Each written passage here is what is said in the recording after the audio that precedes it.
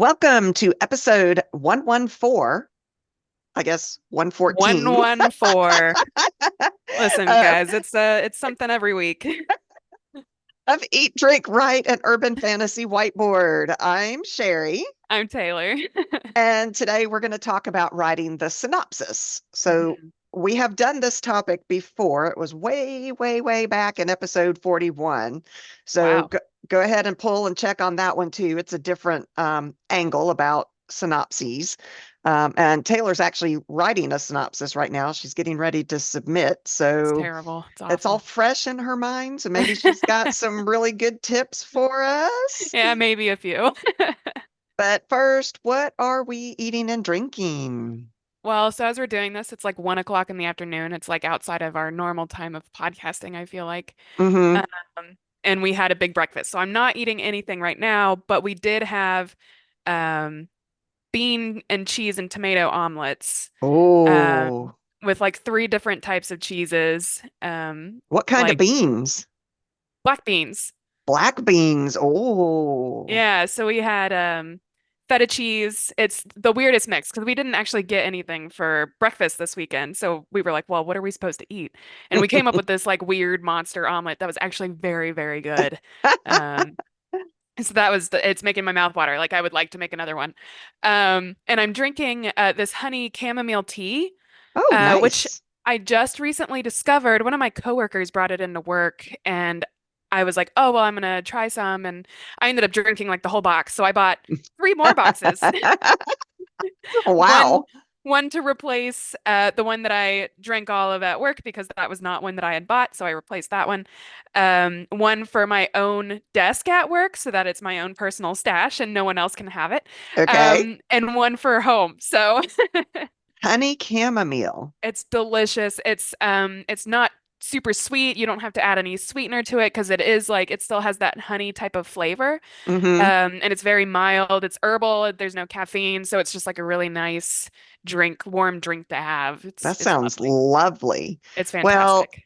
just because it's 1 o'clock in the afternoon doesn't mean that I'm not Oh, drinking. good. Woo! So I've got my pink champagne that I like. I don't remember which brand this one is. I, I Yeah, I get a whole bunch. I just like the bubbles and the pink color, and it's yeah. tasty and it's brute. So that's what I'm drinking. And then for lunch, right before this, I had a fried egg sandwich with ketchup on it. Oh, It was yum. so good. My husband is like, well, your dad is Yeah. like, ketchup on an egg sandwich? I'm like, That is, well, yes. so people like eggs and ketchup. I've never really been one of those people, but people die for it, I you have know? never had eggs with ketchup on anything except for an egg sandwich. That's the only way Interesting. I will eat it. See, I like mayonnaise on an egg sandwich. Hmm.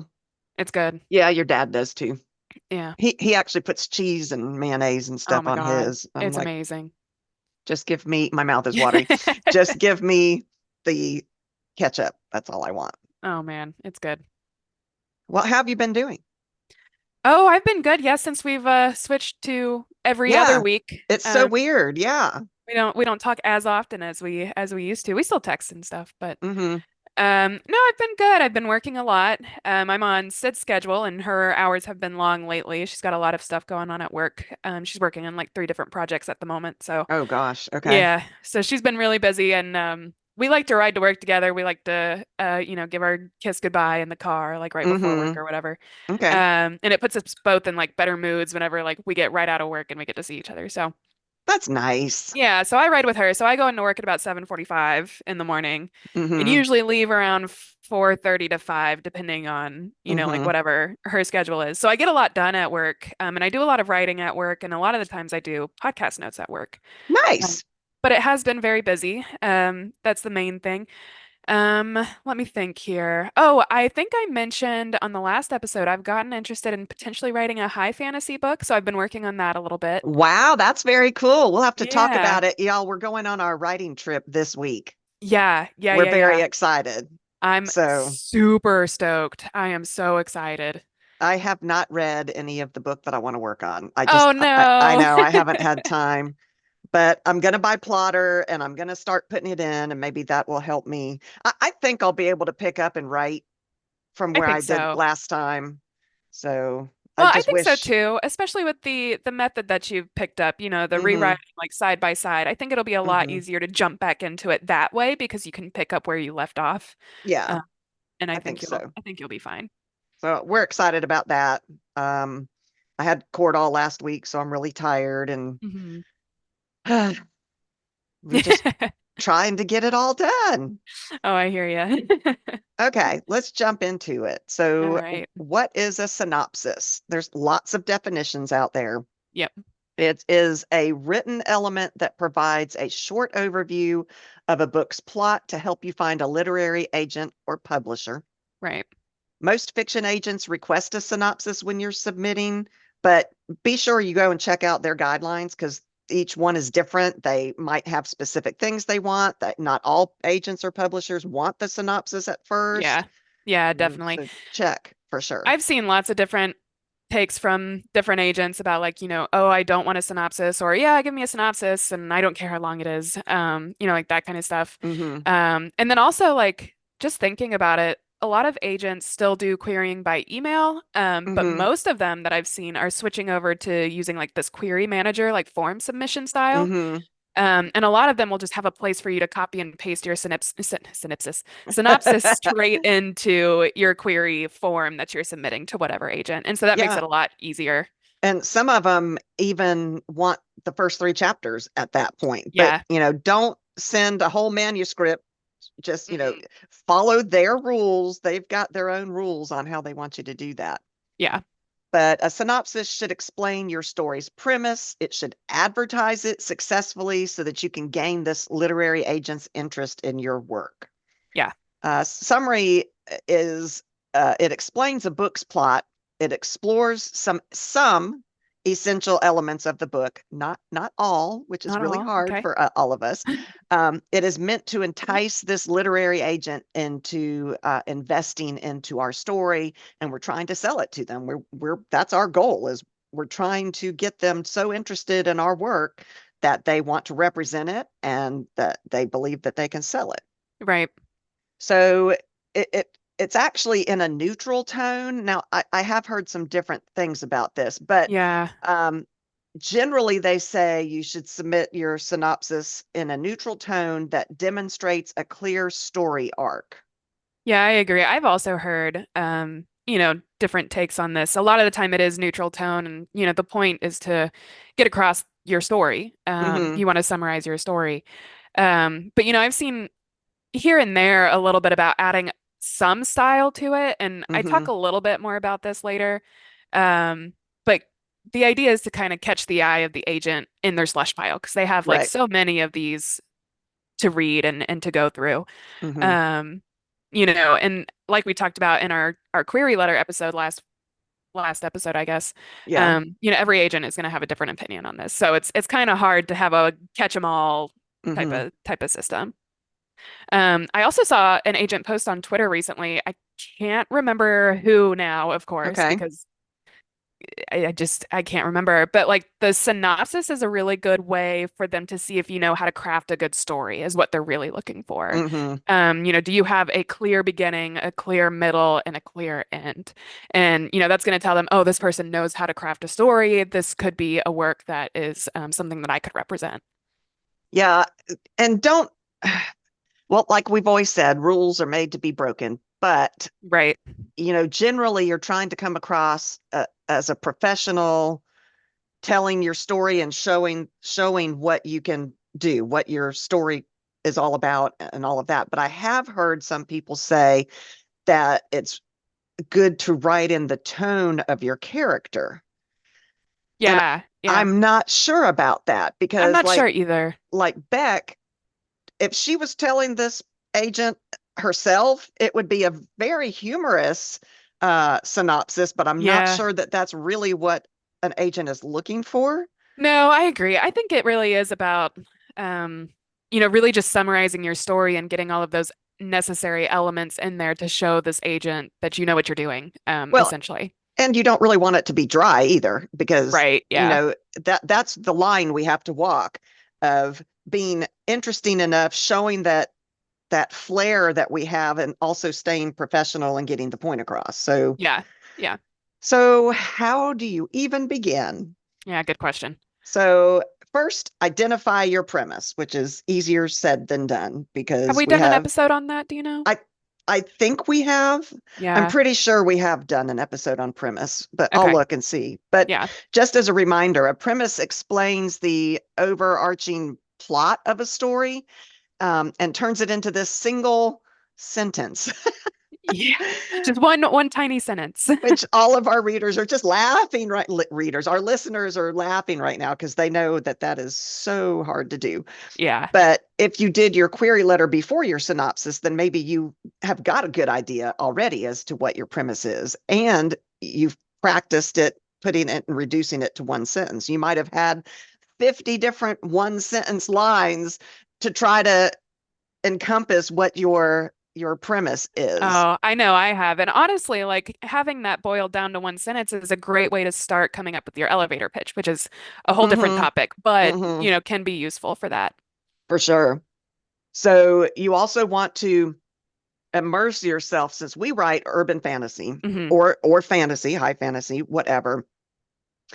You want to immerse yourself in that magical tapestry of that fantasy world that you're writing about. Yeah. You want to identify the core elements that make your story unique, the magical systems, the creatures that you might have, the interplay between the supernatural and the mundane. Um, Understanding the essence of your narrative is really crucial for distilling it down to this concise and engaging synopsis. Absolutely. I mean, you want to think about things like, what's the theme of your story and Hmm. make sure you highlight that in the synopsis because it's going to give the agent an idea of what point you're trying to get across with your work. Right. Even if that point is just like magic is cool, like just Yeah. something to give them an idea of like, oh, this person really likes world building and that's what they've Hmm. highlighted here in their synopsis. Hmm. Yeah. Part of what makes urban fantasy or fantasy synopses different is the genre. Yeah. Often the world itself is a character or the Yes. magical system is a character. Absolutely. I know one of the books that you've been working on, magic is its own character Yeah. in that book all by itself. Um, and so that does make it different as to how people who write this type of book are going to look at their synopsis as opposed to someone who writes a romance, where Right. the key is going to be the relationship between the two main characters. Yeah. So, you know, consider the genre you're writing to when you're crafting your synopsis. Definitely.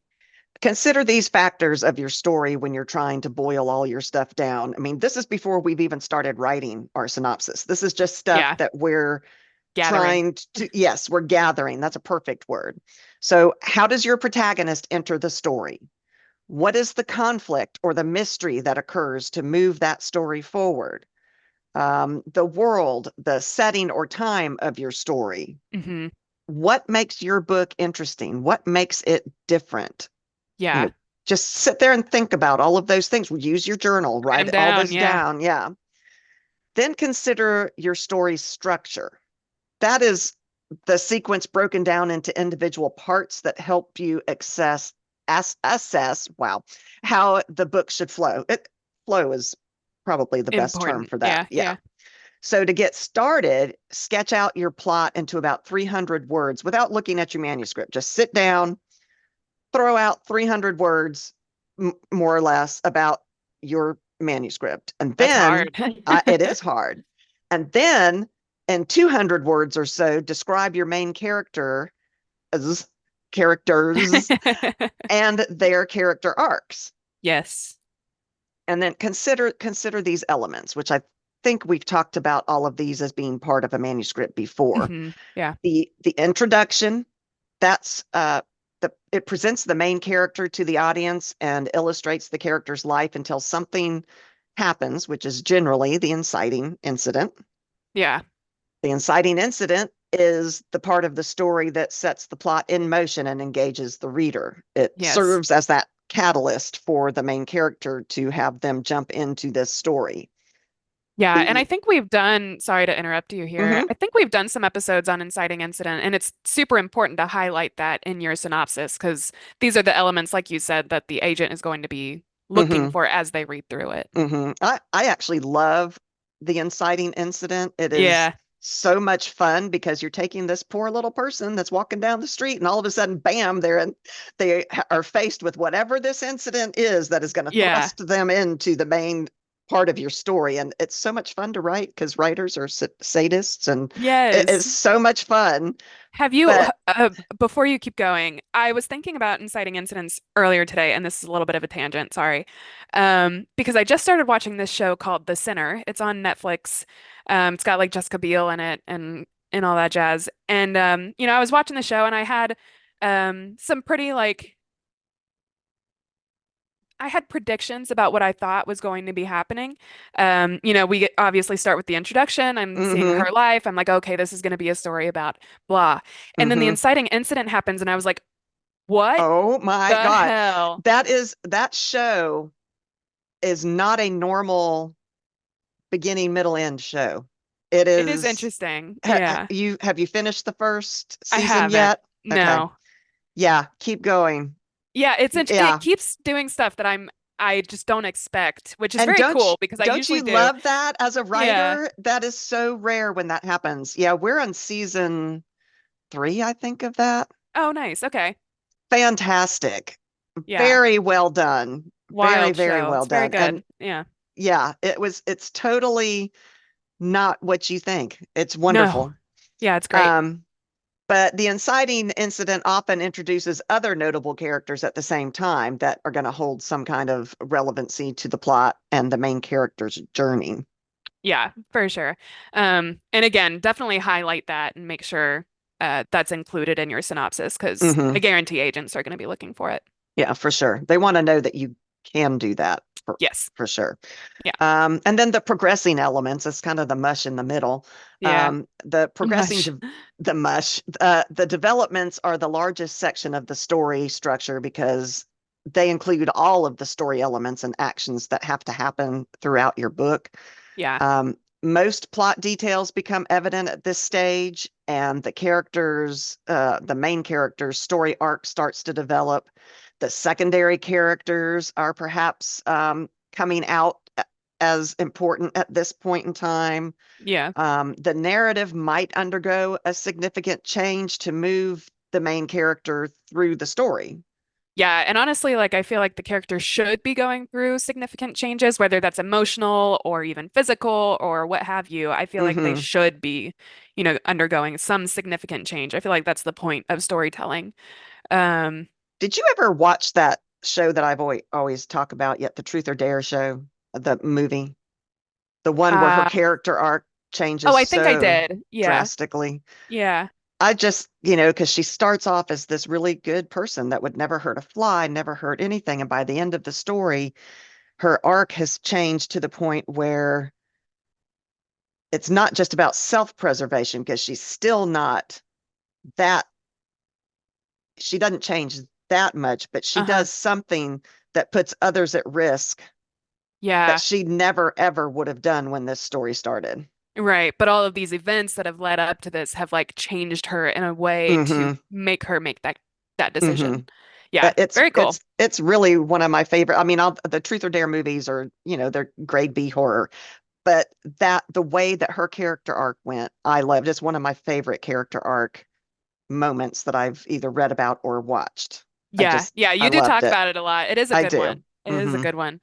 Yeah, I imagine like these progressing developments are like that mountain uh what's it called? Not di I guess diagram, a mountain diagram where it's like, oh, here's the exposition and then the Oh rising yeah, yeah. action Hmm. and then the climax at the top and then you go back down to resolution. That's Hmm. exactly like what I think of whenever I think of all of these story elements is like, you've got this mountain and you're going through the story and you've got your rising action with all these developments and then you get to this major climax, which I think you're about to Yeah. talk about. Yeah, that it would be the next thing to think about in writing your synopsis is the climax. And that's the section of the story near or at the end of the book that when the principal character overcomes their greatest challenge.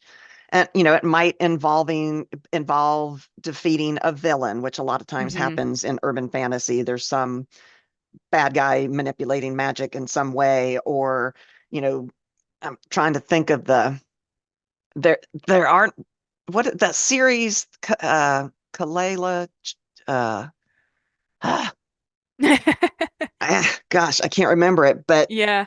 long series, and there are several bad guys in there. Hmm. Like even her dad at some points, their relationship, he was an antagonist. But at any rate, you um, get to that point where you either defeat the villain or you conquer a fear or you come to terms with something that you never thought you could come to terms with. That's the climax. Yeah. And a well-crafted climax section is typically the part of a larger sequence of story events that built up to that moment. Yeah, I agree. That reminds me of your weaving analogy that you like Hmm. to talk about. Think of all of the parts that are coming together for this big moment, and be sure to only include the pieces of your story that are absolutely necessary, in order to get your point across at this Hmm. climax point. You don't want to bog down your reader, with too many details and extraneous details that actually don't matter for getting to the climax. But the ones Yeah, that do, make sure you include all of those. because even the lesser plot lines are going to have climaxes of their own as well. Yeah. And you might not even mention one of those lesser plot lines at all because it's not integral to the entire story moving forward. As you know, it's an important part of your book, but it might not Yeah. be important enough to put into your synopsis. And I struggle with that. Yeah. Yeah, me I too. I do really, too. really struggle with that. Me too. Um, then comes the resolution. So this is all, we're all still just, sitting here thinking and jotting down notes in our journals. Yep. We haven't started drafting yet. So think about your resolution, and this is what transpires immediately after the climax of the story.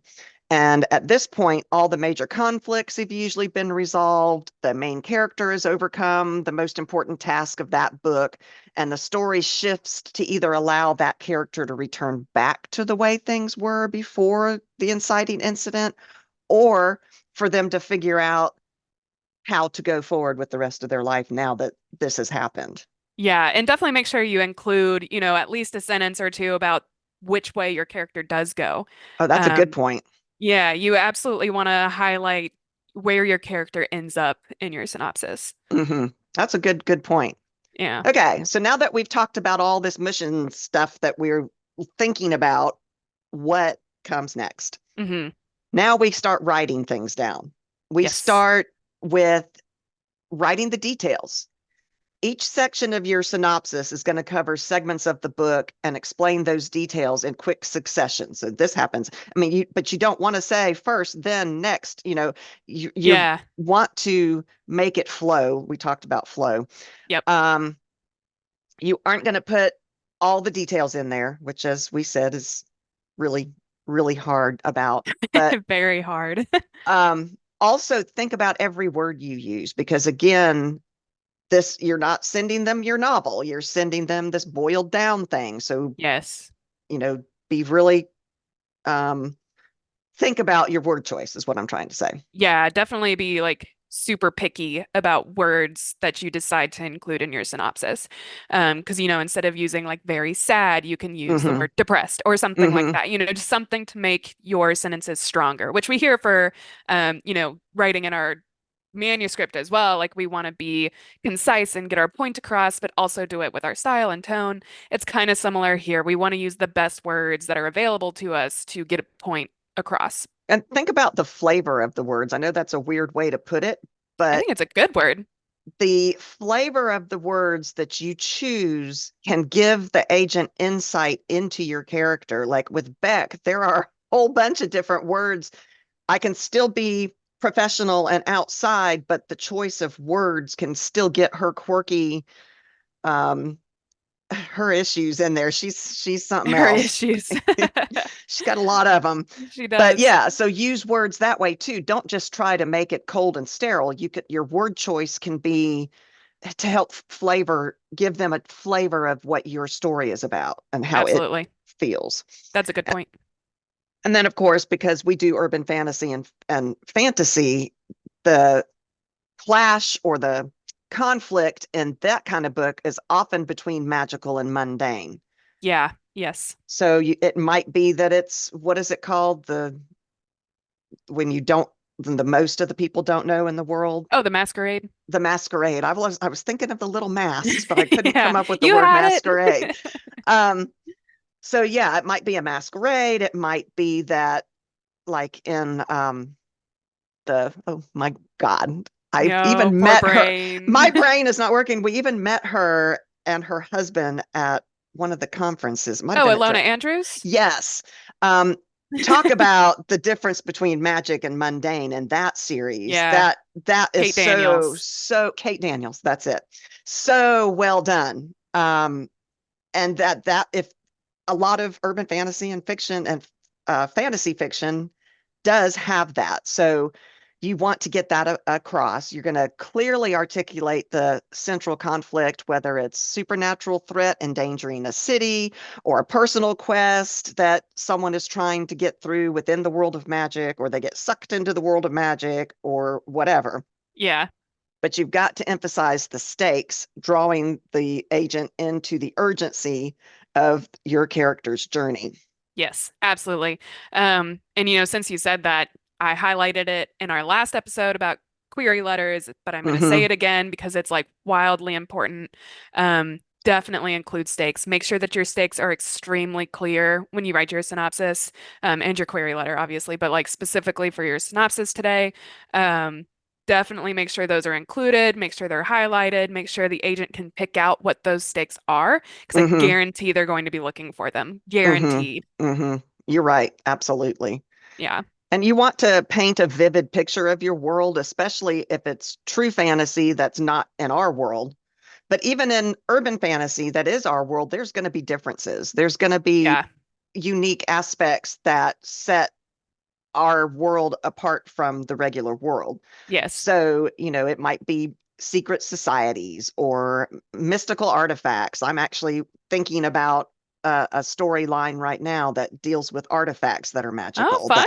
Yeah, yeah, whole different topic. Um, but you want to give the agent a glimpse into this beautiful world that you've come up with. You want her to, Or or him. him, Or to they. they, you want them to really want to know more about that world. Yes. So, also another thing to consider as you're writing down these things, you want to do, um, I guess, strike a balance between action and emotion. Oh, Be- yeah.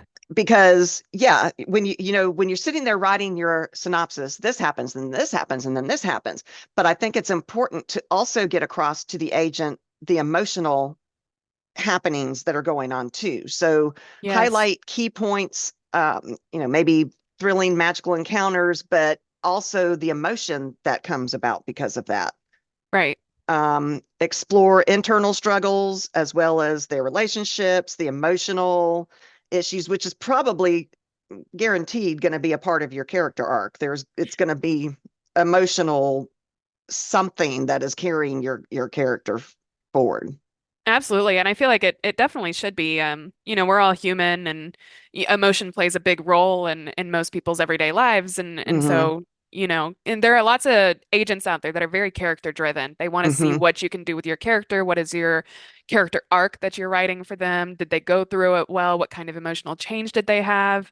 There are agents who prefer world building. They're going to be Hmm. looking at those aspects and that kind of thing. But a lot of the time, I feel like it's going to be a mixture of both. So you definitely want Hmm. to make sure that you include elements of, both emotional character arcs as well as like, whatever is happening world building wise. Yeah, for sure. And That it's balance is, interesting yeah, when in urban fantasy or fantasy, the world or the city or whatever is often a character.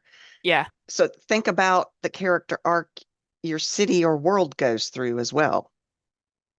that's And cool. That's a cool thought. Yeah. and does it? And what do these things that happen mean for your city or for your world or the magic in your world? So just keep that in mind too. That's a good point. Um, So, are there rules? What are the rules for writing a We love synopsis? roles. Yeah, we like to Said no break writer rules. ever. Right, right. Uh, third person present tense. Oh, So, yeah, yeah. Using the present tense helps engage the agent, and the third person allows you to tell the story more smoothly. Yes. Even if your books are first person, which most of ours are, Hmm. you still write your synopsis in third person. Yeah. Um, and that is kind of to maintain that professionalism I was talking about earlier, to kind of give narrative distance because you're trying to sell this book. Then again, rules are made to be broken. So, just think about, this is what is norm. This is the quote normal Yeah. rule. I was gonna say I feel like unless an agent specifies otherwise, I would probably follow this rule. Hmm. Um, because I feel like, and I could be wrong, honestly, I haven't talked to a bunch of agents, um, but essentially I feel like they expect certain things when they get queries. Hmm. And I feel like these rules are kind of part of those expectations. And if you change that, it's not always a good thing. It can Yeah. be, I imagine. I imagine some agents out there would be like, oh, they took a risk and I like it. Hmm. Um, But a but I lot of imagine them, a lot of them, yeah, yeah, they might say, obviously, they don't know what they're doing. They haven't done any research. They don't know how to write right, a synopsis. So be careful what you decide to do. right, yeah. And I know that all of us writers are very, what's the opposite of humble? I think that's arrogance. Arrogant. A lot of us are arrogant and think, well, they're going to love this idea because it's my idea. So try to reel that in a little bit. Just a little bit. The length of a synopsis, and Yeah. there were every article I read Said said something something different. different. Yes. So it said try to limit it to 500 to 700 words, or to 1 to 2 single spaced pages, or Yep. double spaced could be up to 10. Yeah, it's wild. Honestly, it depends on the agent, you Yeah. know. They'll have guidelines. It'll be on their submission guidelines on their Hmm. website. So definitely follow those. But I've, submitted to agents in the past where one was like, "Oh, just like give me 3 pages," and I've submitted to one that was like, "I don't care how long it is, just put it in there." It's like, Hmm. okay. And then I submitted to one that was like 1 page only, like I will only Hmm. take 1 page. It's like, okay, hmm you got it. And on Um, that note, don't try to say, well, if I make the margins oh my gosh, bigger yeah. and the font really small, I can fit it onto one page. Don't do Well, that. and I do think because 1 page is about 500 to 600 words, and I Hmm. think Query Manager is going to get rid of those, the ability Really? to change that because if they're expecting 500 words or whatever, there might be a character limit in the Query Manager. So, That's true. I mean, you can try to put it in there. I guarantee there's probably going to be some character limits on that kind of stuff. Um, so Probably try to for stay within the guidelines. their own sanity, Yes, because yes. people are like, well, that doesn't apply to me. I'm a writer. Right, right, right. That would be that arrogance that I was talking Yes, about. yes. Use normal fonts, just Yeah. like I was talking about. Times New Roman, super safe font. Hmm. Hmm. Super safe font. If you're in doubt, go with Times New Roman. Super Hmm. safe. That's what I always use. That's what most of the guidelines say to use. Yeah, for sure. When you'll find out actually more from, wow, I am struggling. I've only had a half a glass of wine. Why am I struggling so difficultly? Um, yes, Difficult. I know I'm a writer. Okay. Okay, okay. Um, Go to their website is what I'm trying to say, for God's sakes. Go and look at what they want. That's what, do what they say. Don't do what you want to Yes. do. Yes, do what they say to a T. There's a reason they put them there. They didn't type it out for fun. Yeah. Even if you think you have a good idea outside of their guidelines, I would strongly advise against it because they specifically put those guidelines in there for a reason. Hmm. For sure.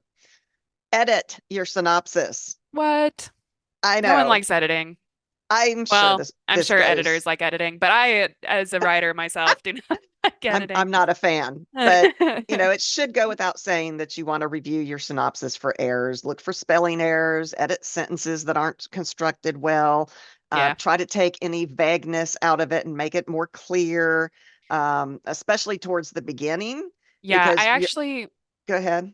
Sorry, I actually really really like this point of yours because I imagine if your synopsis is confusing and convoluted and complicated, then your agent will also assume, or this agent, not your agent, I guess, but the agent will assume that your book is also too complicated and convoluted. She is not drinking. I'm rubbing I'm off not. on her. And they'll see that as something that's difficult to sell. So just you want to make sure that clarity is really shining in Hmm. your synopsis. Yeah, and what was interesting about this point was they said, especially towards the beginning, and I was like, what an odd way to put that. But if you've written the beginning well enough and they're sucked into it, you're going to be better off later Yep. on. So definitely make sure the beginning for sure is 100% error Yes. free. Yeah. And then your summary should be short and to the point, like we've said. So Yep. eliminate that flowery language. You might want to say, oh, but I'm Yeah. so creative and they want to see how creative I can be. Try, you don't want to be stale and bland, but Yeah. don't use overly verbose language. You Yeah. know, yeah. I agree. I mentioned it earlier, that you can add a little bit of your own style and that can be good. I think you should probably do that in your picky word choice. Hmm. You can get across a lot with specific words that will get Hmm. across points a lot easier than, two sentences of flowery language. Yeah, for sure. Um, because your own style, that flowery language is obviously good in your manuscript to get across an image for your reader, but honestly, that's not what the agent is looking for in your synopsis. Right. They want They're to know just if you like, can craft a can you tell story. a story? Yeah. Can you Yes. do a beginning, a middle, and an end? And Yes. is it a good idea? And can you convey it? I Yep. mean, part of writing a synopsis is for the agent to know that you can write. Right. That's Yeah. why they ask for that. Yeah. Not just that you know how to make a story, because a lot of people know how to make stories, but that doesn't mean they can write. Right. And so a synopsis is to give them a little preview into your Yes. ability to That's a good write. word. That's a good word. Yep. So remove any run-on sentences, subordinate clauses that might unnecessarily make it longer, especially if you're trying to stay in that short Yep. Crunch length. down. I'm really horrible with commas. I put them in where they don't belong. I take them out where they do belong. And so you know, just edit for sure. Just edit. And also use beta readers. I Super would important. die without beta readers. Yeah. I would die without you. You're like, Mom, that is not where the comma goes in that sentence. It's true. It's true. But I mean, it helps because after you stare at your synopsis for hours or whatever, or go back over it about 100 times, like you probably will, You don't even um, see it yeah, anymore. you start to Yeah, miss those little things and your brain just runs right over it because you've looked at it so much. So definitely get some beta readers. sure, for sure, for sure. Um, yeah, I am struggling. The flow, like we talked about earlier, is super important for Hmm. your synopsis. You want to include the most important characters of your story, and you want to include specific details that show that the plot moves forward, Right. and you have to illustrate that, and you can't use any dialogue in this. You're not, Yeah. this isn't where you get to show your characters talking, you Yeah. know. This is You, the epitome of tell, don't show. yes, it's backwards of what we were taught. Yes, yes. It's like doing a book report, but everybody knows that book reports tend to be boring, so it can't be like a Yeah. book report. You got to Yeah. somehow balance that. Well, it's Be funny you say that because my wife is currently reading the book that I just finished a few months ago. And she's trying to get it done before we go on our writing trip because she's coming with us. So she wants to mm, know, the things that we're talking about and wants to give some insight on the book so that I can work on it a little bit better. And she says, as she's reading it, she'll laugh at something. And I'm like, oh, what did you laugh at? And she's like, "No, leave me alone. Let me read it." I'm like, okay. She's like, I'll give you a book report at the end of it. I'm like, okay. I'm really excited about that book report. That is so funny though, because when someone laughs, you want to know what was funny. What did I do Yeah, that was funny? what was it? And she's like, leave me alone. I'm like, okay. Oh, that's so hard to do though. Yeah. You do want to include all the major plot twists so that Yeah. the agent knows what those plot twists are, and always tell the ending. Yes. Yes, yes, yes. Now, I was looking at our episode number 41 that we did, and Uh-huh. and apparently when I was doing research for that one, I had come across a bunch of sites that said, "Oh no, you want to leave the agent hanging," and I'm like, Oh, "No, you don't, because then they don't know that you can write the end of the book." yeah. Interesting. Isn't that interesting? Weird. I wonder what sources we used then. I don't Because I know. didn't come across when I was looking at stuff for this and, looking at articles for writing my own synopsis that I'm writing right now, like I always have seen include the ending. Yeah, Because they like you have to said, it's, know. They have to know you can end it. yeah, can we craft a story? Yeah. You know? The point isn't to, it is to pique their curiosity, but not leave them hanging, like you said, Yeah, one of those articles, well, the notes that I had that said one of those articles was like, "Oh, you want to leave them with a hook." And I'm like, "Okay, Uh, not a hook and not telling them the end of the story. right. And really, you're not supposed to leave a hook that, oh, and book two, we're going to do this and this. You don't want to do that. Yeah, So no, I no. don't know where I got those, but it was more than one. It was enough that I had put it into our Wow, episode notes from interesting. last time. Yeah. I'll have to go and look at that again. I didn't look at those notes before doing today's stuff. I was thinking of new things to put into this episode. Yeah, I just wanted to make it different. I didn't want to rehash the same old Oh, stuff. absolutely. And Yeah. I think this one is a lot different than the other one that we did. Good. Good. The next thing you want to consider about rules and writing your synopsis is about your characters. You want Yes. to make your characters stand out. You want to introduce your protagonist in a way that captures the agent's interest, Hmm. highlight their strengths, their flaws, the extraordinary circumstances that propel them into this conflict. Right. Make the agent care about your protagonist by showcasing their relatable qualities and the challenges. I mean, it is hard because agents read a cajillion of these every day. Yeah. Yeah. And so to try to capture their imagination is going to be hard because they are Absolutely. inundated with this stuff. Yeah. Um, Try to limit the number of characters that you put into your synopsis because, you might have that funny comic relief character that you love so Yeah. much, but the synopsis, that it might just be that that character is comic relief and helps move things forward in a funny way, but is not integral to The main the plot and the the meat premise. of the story. So yeah, which is also hard for me because I'm like, oh, but this character's so Yeah. important. Right. I agree. And I read somewhere in my years of gathering writing craft information that most books have like a character cast, and this is like a 90,000 word book or so. Hmm. Most of those books have like a character cast of 25 to 30 characters, and a lot of Okay. those are just so not important. And I know that Hmm. sounds weird because like every sentence should be important in your book, and they are important, like you said, for moving the plot forward in some form or manner to get your Hmm. character to think about something or Hmm. whatever, but that doesn't necessarily need to be included in your synopsis. That's true. Um, Now, if you leave something out and then suddenly the end of your book doesn't make sense, that should absolutely be included in your synopsis. For sure. Um, so, That's a that's a great way to think about when you're writing your synopsis. If I don't talk about this character, does the book make sense? right. Yeah. When I write this synopsis, if I don't tell about this character, will the agent understand how I got from the beginning to the middle to the end? Yeah. And if it doesn't make sense without that character, you got to put him in. Definitely need to be included. Yep. And then they say, I've come, and things have changed. I've been writing for 30 years, and what was a rule back 30 years ago is like not a rule. It's a no-no today. But consider either highlighting the main characters' names in bold or in all caps the very first time you introduce them. That's what I've always been told to do is to put them all in caps the first time. Yeah. Is that still a Yeah. thing?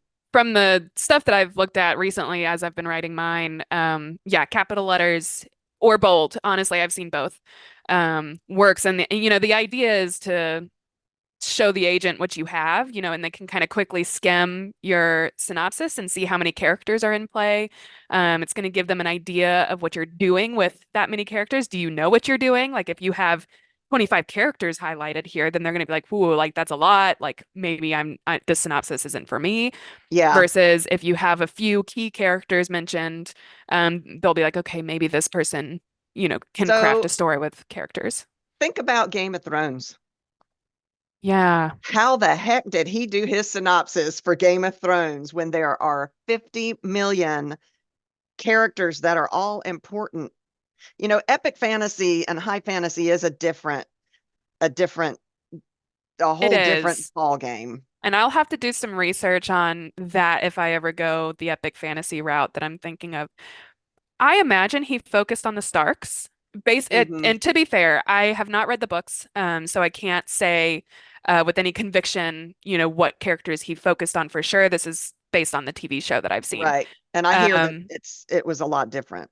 yeah, so I imagine based on the TV show, if I were to write a synopsis for that TV show, it would focus on the Stark siblings, Hmm. um, because it follows them for Hmm. the entire series. Yeah. Now I know Daenerys was a big thing in there too, and like that kind of stuff, but yeah, it's hard to Yeah. say. It's really hard. And my very first book that I wrote was a high fantasy, and it had two totally different plot lines, Yes, yeah, which you've got a story that has two totally I different do.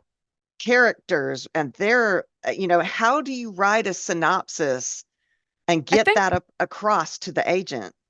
I think my plan for that one was to look up examples of synopses for romance novels. Because it's focused on two characters. They each get their own point of view, much like a fan or a romance novel does. And so I was going to look at that and see how those went, and then kind of base my synopsis off of that. That brings me to the next point is to review examples online. Oh, yes, absolutely. There, there are tons of them out there, and there are some fantastic ones, and there are some that you look at and you're like, hmm, I Yeah, might not have gone that way. yeah, But read, review, consider. You might like certain things out of one. Go ahead and pluck that idea out of that one. You might hate others, so don't use that one. Think right. about what works for you and not just you, but your story. Yes, your story. That's the Yeah. important part. Yeah. You wanna always like circle back around to what is unique about your story. Hmm. You don't want to be too similar to other things, that's already on the market. You wanted to highlight what is unique about your story and what you're doing with it. And Hmm. always one of my number one tips is to check out other things online. Check out ones that have been successful online. There Hmm. are published authors who have tried to publish under a pseudonym and haven't been weren't able to be successful with their query letters because That is so funny. right. And so there are examples of those out there too, and it's obviously not that the author wasn't good because they're published and already Published. successful. Yeah. But I think it's just a matter of their agents are all different. You have to Yeah. find the one that is going to represent your story the best. Hmm. And so, a decline is not necessarily, oh, your story is bad or your synopsis was bad. It just didn't work for them or fit for them. So And let me say this too, because that reminded me that not everybody goes through an agent or a true. publishing Yes. house. Yeah, Even if you're going to self-publish, writing a synopsis and a query letter are great ideas to that's see true. how you can, I mean, it can bring your book into focus in your mind. It's not a bad idea to practice doing that so that you can make sure as if you're the agent reading this synopsis going, you know what, that doesn't work. Yeah, It, absolutely. so just because we are talking about submitting to agents, because that is the Hmm. most Hmm. traditional way to do it, even if you're not, I recommend that you do this. Absolutely. Yeah, that's a good Hmm. point. That's a good idea. Hmm. And it would just be a good exercise too to see if you can boil down your book. Yeah, it's a different style of writing. We're supposed to be writers. We're supposed to be able to Yeah, write. So we should be able to write anything that we're yeah, told to do. absolutely. Practice writing newspaper articles. That's a totally different. I started off in journalism Yeah, in college, and I actually left that field because number one, it's not creative writing, yeah, which is yeah. my passion. Passion. Hmm. And number two, it's totally different from how we're trained as fiction authors to write. You Yeah. start with the most important thing. It's like a upside down triangle where the most important thing here is, and then the article goes down to the least important thing because you don't know if someone's skimming the newspaper that they're going to Right. make it down. So that's Yeah. how you write in Huh. journalism is the Interesting. upside down. And I didn't want to also have to write to make a living. I didn't want to be Ah, yes. told, you're going to do this article on this. And if Yeah. it means nothing to me, I mean, which we're writers, we're supposed to be able to do that, do what you're Yeah. told to do. Right. And but I didn't want to be held to those. Yeah. I want to be creative in the way I want to be. Exactly. See, I would love to write for a living, but only if it's because I'm making money off my books. Right, right. Yeah. And So, I have looked because there was a time when I had you all children. I've had four of you, and I wanted to be able to work from home because I mhm. wanted to be a stay-at-home mom. You kids were everything to me. Yeah. And so I'm like, well, I'll write for newspaper articles. I'll do magazine articles. It's just, I couldn't do it. Yeah. Yeah.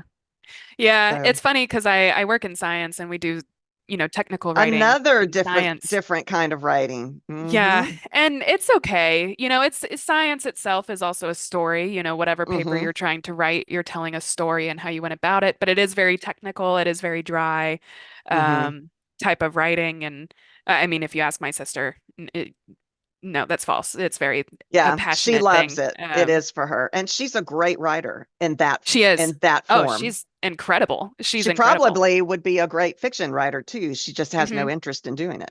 It Yeah. doesn't, that's not passion to Yeah. her. Yeah, That's no, so science funny. really is. But Hmm. yeah, so like I do a little bit of different types of writing in my career. But I definitely think that creative writing is definitely my passion.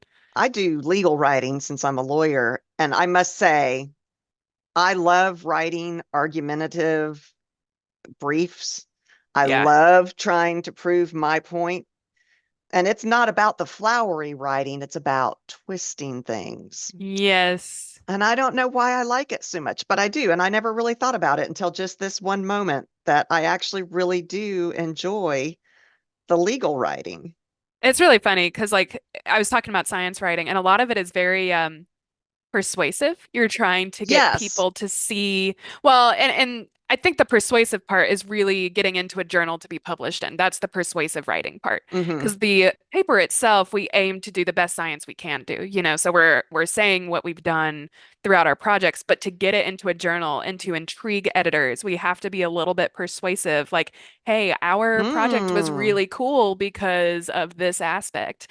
And so like it is a little bit of a puzzle to try to get it to other people. I feel like we've gone on a pretty large tangent here. We really have, but I really do like in legal writing, I'm going to keep going down just a little bit more. It is persuasive writing. You're trying to convince the judge that your argument is right.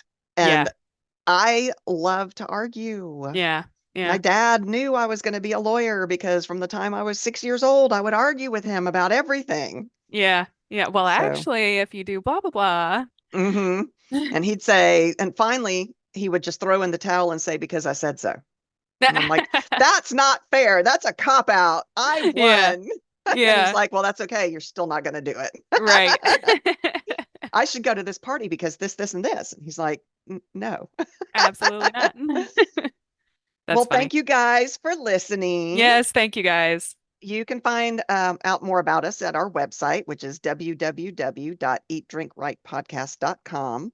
Oh, and There, we are sorry to interrupt you here, but since you mentioned our website, I do want to start working on like an episode list that we have. So it'll be really easy to access like what episode is what, and you guys can go and look through that yourselves and find episodes that you want to re-listen to and that kind of yeah, thing. we've talked about trying to figure out a way to put our notes into our blogs that if you want to Oh yeah. go and look at them, but that we haven't figured out how to do that yet because the way we do our note, we do notes separately anyway. Yeah, yeah. But we have thought about it. We do have a blog. You can come and see the pictures that I post of our food and drinks. We are actually working on adding links to our episodes so that if Yeah. you don't have a particular platform that you listen to, you can just go to our website and click on the link and listen to it that way. Yep. Please consider supporting us. It does take a lot to do this podcast. There are some of you out there that are supporting us. Thank you so Thank much. you so much. We couldn't do it without you guys. You can support us on our Patreon, which is www.patreon.com/EDW. And we try to put extra goodies there too. For a while, Taylor was putting writing things that she had come up with, which she's Oh, I've got brilliant tons of at doing that. PowerPoints and templates that I've made and all that kind of stuff just to kind of organize my thoughts because I'm very much like a in the box type of person while I'm planning things. So Um, yeah, if you support us and become a patron, you'll have free access to all of that stuff. We're going to yeah. try to be more active in doing that.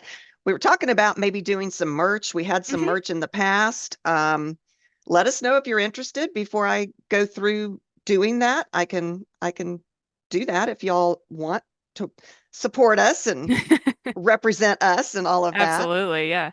Um, please let us know what topics that you want us to talk about. We have done a bunch, but obviously we are fine with refreshing because the stuff we talked about today is very different from the stuff we talked about in episode 41, which I think also has stuff that you might want to know. So if you're going to do a synopsis, listen to this episode, but also go back and listen to episode 41 Yeah. and keep writing. Always keep writing. Always keep writing. We'll see you next time. Thanks, guys.